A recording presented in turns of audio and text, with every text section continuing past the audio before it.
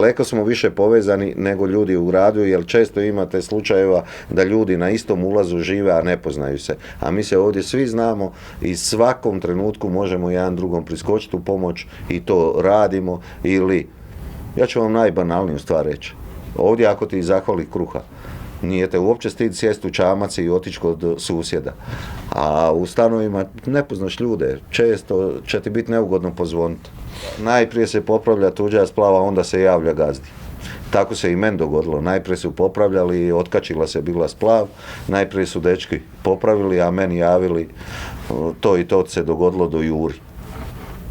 Stvarno vam to kažem, jer ovdje nema one sebičnosti koje smo ugradili u ovaj prokleti život koji nas tera samo da radimo, svako zavidan.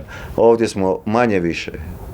Nema tu funkcije direktora, penzionera, ne znam, radnika, smetlara, ovo ono, svi smo jednaki. I pokušavamo na taj način održati ovu Splavarsku ulicu.